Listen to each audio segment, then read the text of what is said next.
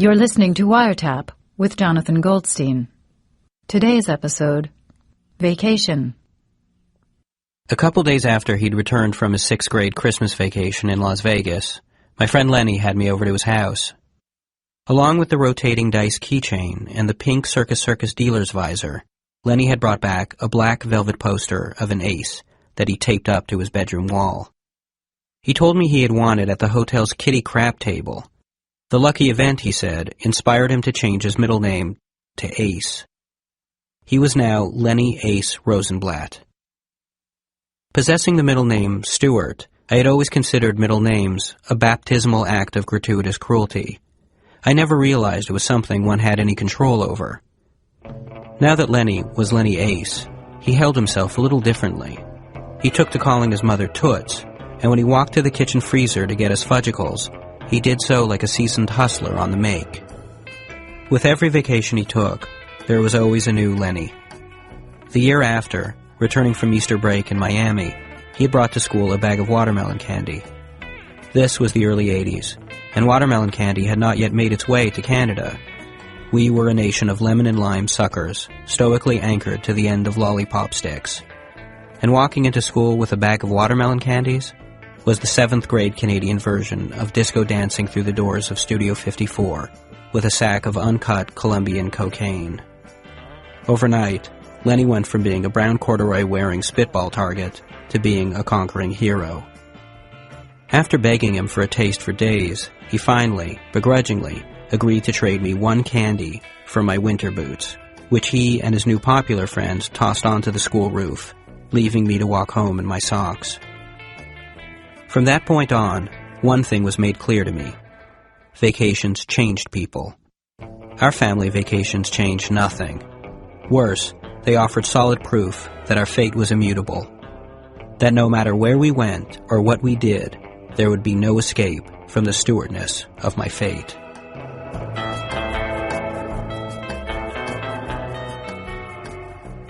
Our family trips orbited around our crammed Volare station wagon that 10 minutes into our voyage stank of hard-boiled eggs, salami, and feet. We'd sit there, shoulder to shoulder, drinking scorching cans of cherry soda on our way to some cheap-ass motel that had the prefix Econo in its title. Once there, we'd sit on the edge of the bed, watch cable TV while eating more boiled eggs, and basically endure the itchiness of our own company in a location an hour and a half away from our house. At the end of the trip, we'd return home, run down, sweaty, and a little more dissatisfied with each other, and always a little appalled by the onions and cat urine smell of our home, a smell whose full intensity one only becomes awakened to after returning from 3 days of fresh air on the road.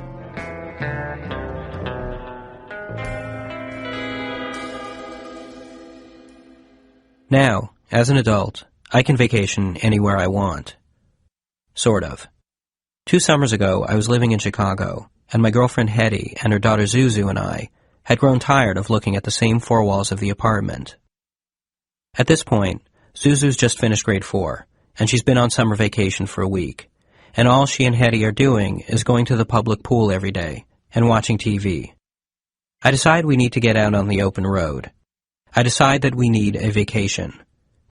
We have earned it. Where do you want to go for our trip? I ask Hetty. Rome, she says. Why Rome, I ask. I like the sound of it, she says. But with our time and budget, a European vacation was out of the question. I pull out an atlas and we look at the Great Lakes. Let's go swimming in Lake Superior, Hetty says. Lake Superior is the biggest of the Great Lakes. Swimming in it seems too pretentious somehow. Let's go to Lake Michigan, I say. We could circle around it so we can see what it looks like from every which way. And also, whenever we get tired of driving, we could stop and take a dip. We all agree that this is a good thing to do. The truth is also, I have a terrible sense of direction, and going around a lake seems like the perfect way to not get lost. So the next day, I rent a minivan, and we load it full of clothes, food, and books. Then we take things out. Then we put things back. Then we decide to stop and eat lunch. After that, Hetty decides that we should photocopy her manuscript she's been working on to take with us, just in case the house burns down while we're away. We go to Kinko's, and then before we know it, It's 7 o'clock at night. We pile into the car and hit the road.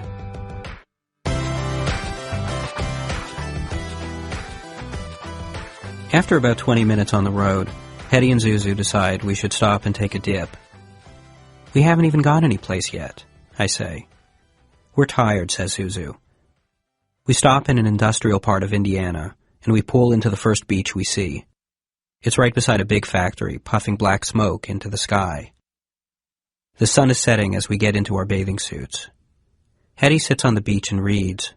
The water's been warming all day, and so it's tepid like bath water, as Zuzu and I walk in. Zuzu starts playing with a boy named Mikey. Mikey is a hefty lad, who appears to be about 13, but Zuzu says he just looks big for his age.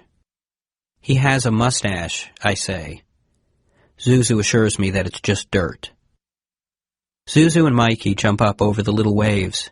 I try to get in on the action, and so I jump up too, while trying to catch Hetty's eye on the shore.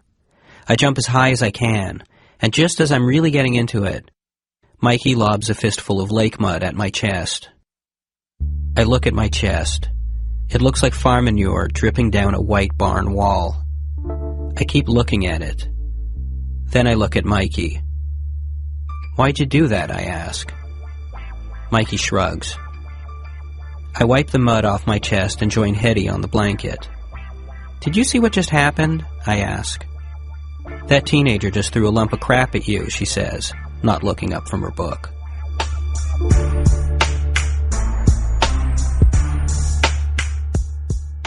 Behind us is the factory. I stare at it through the dusk and decide that this is the most terrible beach I have ever been on. But just the same, at the moment, it is the exact beach that I want. This terrible beach is like a photograph of my insides, stressed with work and life worries that I'm trying to shake loose. Yes, I think. I feel just like an industrial factory beach at sunset.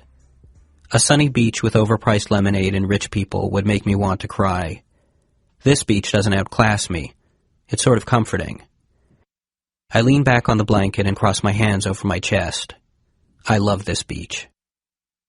When the sun has completely disappeared, we get back into the minivan and look for a place to stay. The nearest place we find is a motel called the Dollar Hotel. It costs $12 a night. We decide to stay. In the room, the carpet is all cigarette burns. You can't even tell what color it used to be. The room looks like the kind of place where you'd plan an assassination.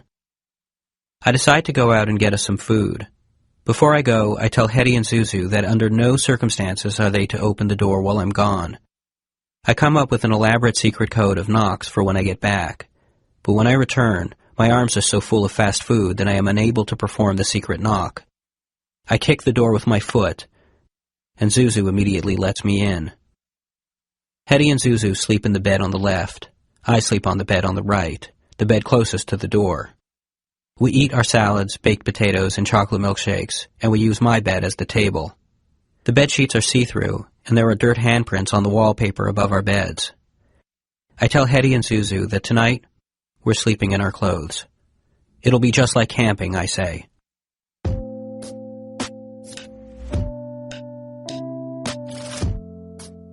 The next morning, we get up early and we continue on our voyage.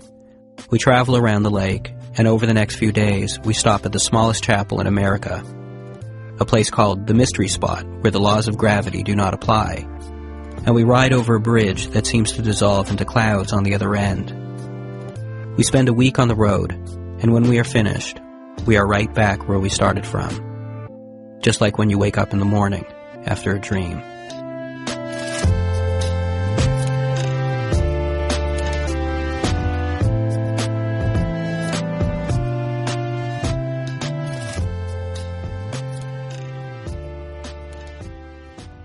You know, I can't remember the last time I took an actual vacation.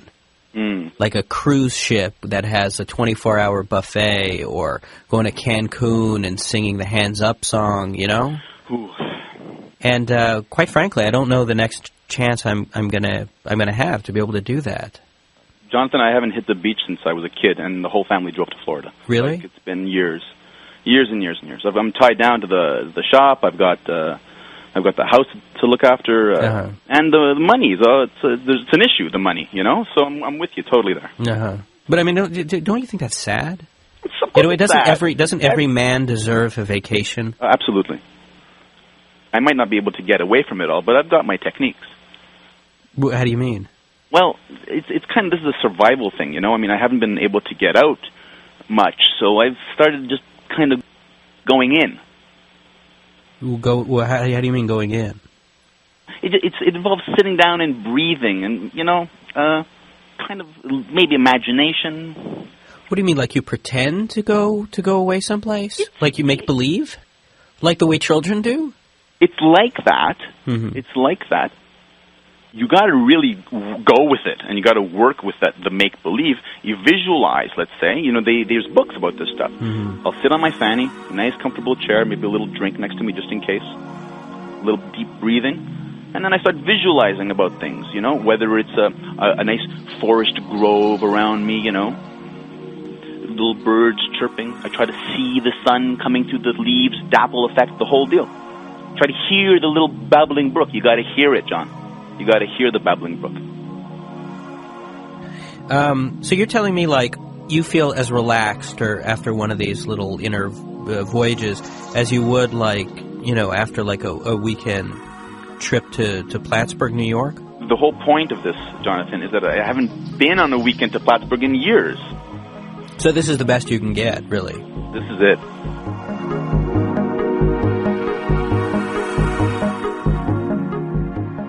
Something that's important to me that I always do on the last day of my vacation is I will go and pick up some souvenirs for those that I care about. Mm-hmm. You know, a little knick-knack, a little tchotchke, if you will. Yeah. Now, see, that's a thing. Like with make-believe, a little adventure, it's like you can't. It doesn't cut it like that. That's right. The souvenir of the inner vacation is a different kind of souvenir. It's a little less tangible. There's something that I take away with me. Mm-hmm. Give me an example. They're like, I don't want to say songs, but maybe phrases. Like, what are some examples of these phrases? I have to get into a little bit of a mood here, you know? Oh. It's not something that I bring up all the time, but here I could... okay. Oh, yeah.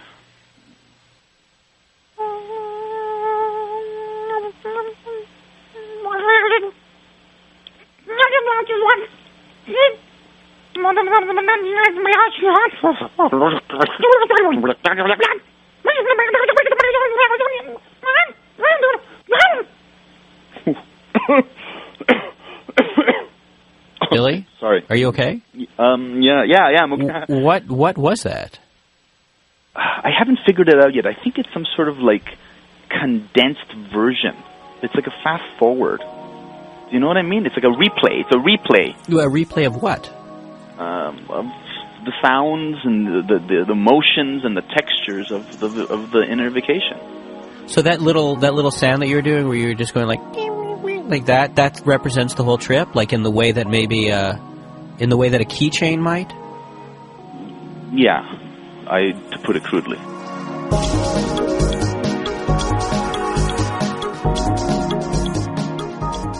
You think you want to try this out sometime?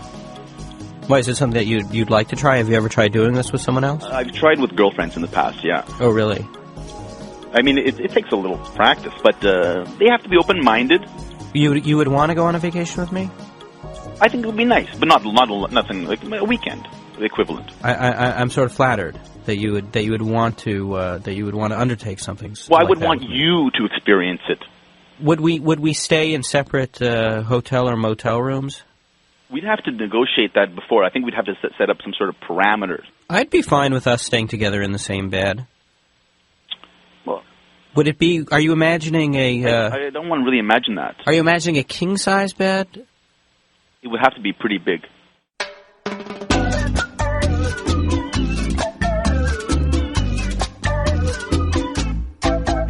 We need to breathe together deeply. Okay. We have to maybe vocalize a little, like this. Okay. Okay.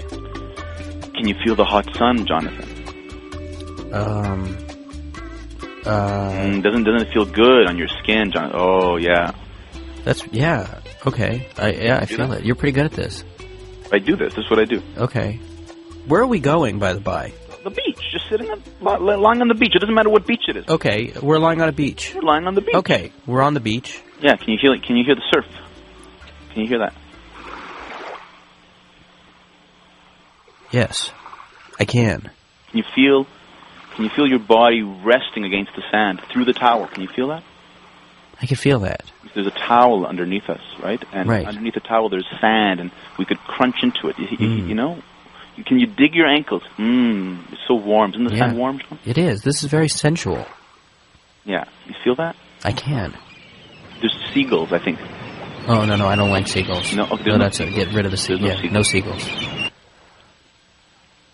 Well, we'll lie here. Okay. We'll lie here for a little while, and then maybe we'll go for a dip later. I don't want to go for a dip. Well, maybe later on. Are we on the same towel? No, we have our own towels. Okay. We have our own towels. This is your vacation too, Jonathan. You decide too what you like. Right. So relaxing. Maybe I should have brought some paperwork.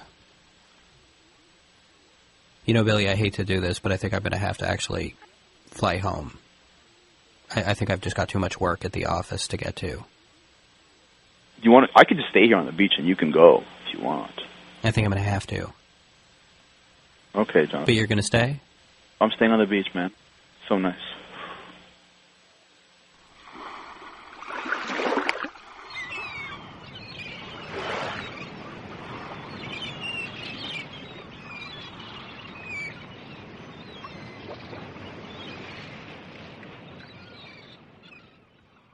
We really had 3 months of just terrible illness in our house. We live in this apartment out in Brooklyn, and like everybody in our family kept getting sick. My daughter would come home from school and she'd get really sick, and she'd have this really high fever, and then she'd pass it on to her sister, who's 2 years old, and then my wife would get sick, and then I'd get sick, and there were like 3 or 4 trips to the emergency room in the space of 4 months, and a blizzard actually hit New York, so we're just feeling terrible and worn out and sort of tired of being in New York.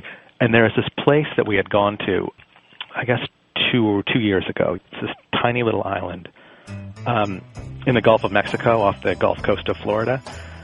And it's really an incredible place. You can't believe you're in Florida when you go down there. It feels like you're arriving at Gilligan's Island or something. You kind of go really slowly on this boat, and then you pull up at this little wooden dock, and you get off on this island that's about 4 miles long. And it has, I don't know, maybe like 100 houses on it and no hotels or anything like that. There's only one restaurant. There are no cars out there. And we had been there 2 years ago. And it was by far the best vacation of my life. It was just an incredible place. I couldn't believe that I was on this island. So in this stretch of sort of horrible sickness, we just kept saying like, oh, if we could just go on vacation. And then we started saying, oh, if we could just get there to this house on this beach, you know, the sun would beat down on us and we'd all get healthy and we would all get tan. And it would be just totally transforming for us.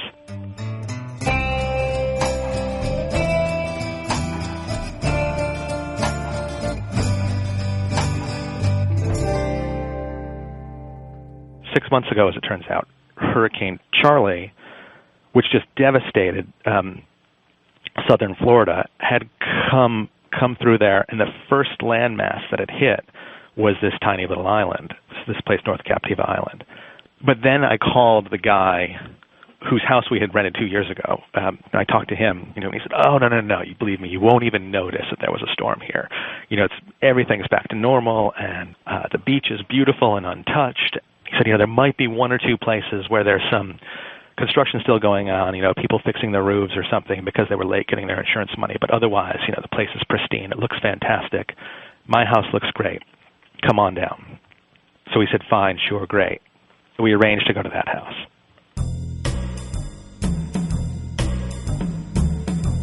It's pitch dark by the time we arrive. And we start driving over to the island. And at this point, it's starting to rain. And this is an open-topped boat. And so we're covering our kids up. And they're both, of course, feverish, and their noses are running, and they look terrible. And it's just like driving sheets of rain. And we pull up to the dock.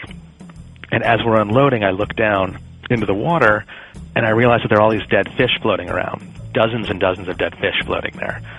And I turn to the guy who's our boat captain and said, what's going on with all these dead fish? And he goes, oh, yeah, geez, it's sort of bad timing you're coming down here now because this is the time of the red tide. It's just the algae bloom that comes through about this time every year, and it suffocates a bunch of the fish in the Gulf around here. And he said, so, you're going to notice some dead fish when you're out on the beach. But, it's nothing to worry about.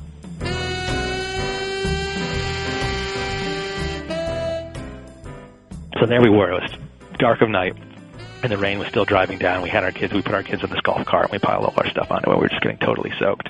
And we're driving to our house, and this like the first turn we took, the light on our golf cart sort of bloomed on this giant pile of trash. And so we kept driving a little farther, and then we'd see another huge pile of stuff, and we finally got to our house, and we looked around, and our house was standing and seemed perfectly fine. And then on three sides of our house, there were just these completely knocked down homes that had just been devastated by this hurricane, and were still just like huge piles of rubble. And we kind of sort of talked ourselves into like, oh, it's not a big deal. And then the next morning, we wake up to the sound of nail guns, like nail guns just going off all around us. And it turned out, the construction crews had arrived, and were working on all these houses around us, these houses that had been toppled down, hammering and drilling. It was like being on vacation sort of smack dab in the middle of a construction site. And my wife and I, at this point, were still sort of cheerleading each other, just saying, well, we're not going to really spend any time in the house anyway. Let's get in our golf cart, and we'll drive down the lane, and we'll go to the beach, and we'll play in the ocean, and all will be well. So we get in the golf cart, and we drive, and we arrive at the beach, and I put my oldest daughter on my shoulder, and as we step onto the beach, I hear her go, what's wrong with them? And we look down the beach, and there are just hundreds of dead fish all over the beach. It's like a killing field for fish. They're just everywhere. You couldn't walk a straight line down the beach without stepping on a dead fish. So it became clear to us very quickly, we couldn't really hang out in the house because we were in the middle of this construction site. But as it turns out, we probably couldn't spend a lot of time on the beach either because we were surrounded by all these dead fish.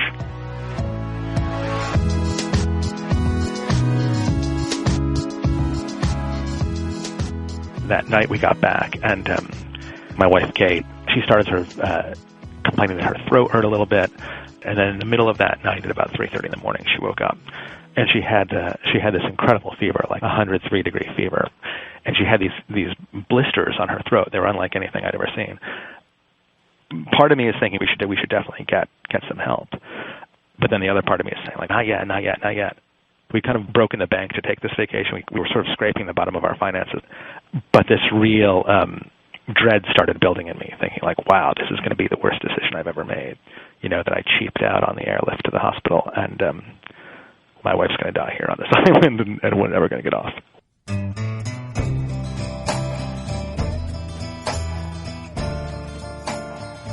During the 3 days when my wife was sick, the kids were really going kind of crazy because there really wasn't much we could do. So all we had was the golf cart to entertain us. And so, about like 7 times a day, I would say to them, you guys, you want to go for a ride in the golf cart? And then we'd go down and put up in the golf cart, and we'd drive around the island and look at the destruction that Hurricane Charlie had wrought.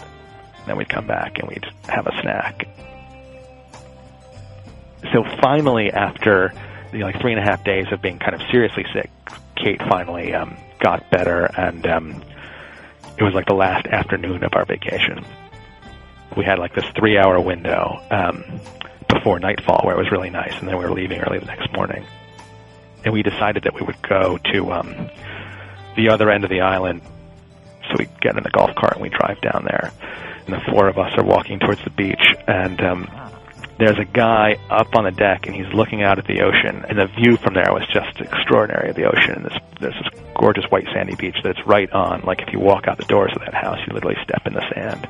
And there's this guy up on the deck, and he looks down at us and he says, "Hey, you just arriving?" And the 4 of us just kind of looking up at him, and we say, no, we've been here for a week. And he kind of gave us this quizzical look, like, how could you have been here for a week? You look terrible. And then, like, as if he couldn't believe that we'd been there for a week, he goes, well, welcome to paradise. And he kind of does this big, grand gesture with his arm, kind of taking in the beach and the ocean and everything. And there really was that moment where I thought, like, I could kill this man, you know. I could actually go up there and beat him to death with a piece of driftwood or something.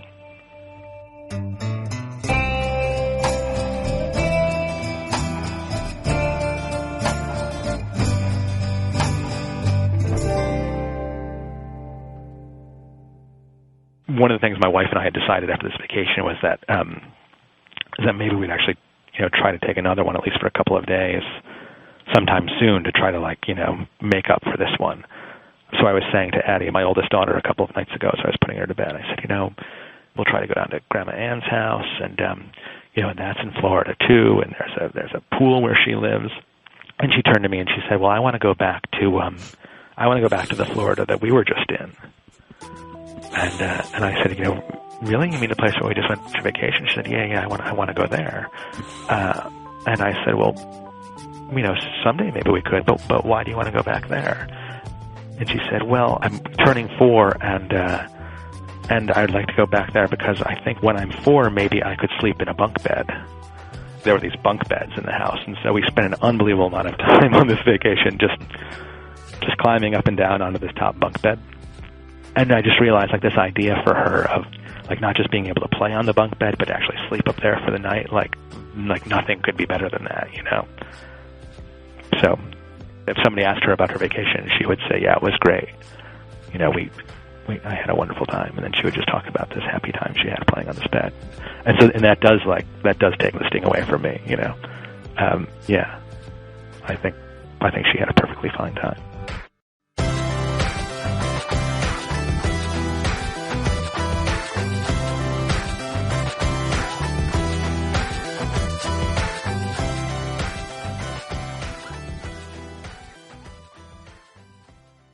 On Wiretap today, you heard Billy Mavreas and Joel Lovell. Wiretap is written by Jonathan Goldstein and produced by Jonathan Goldstein with Sarah Gilbert and Carolyn Warren.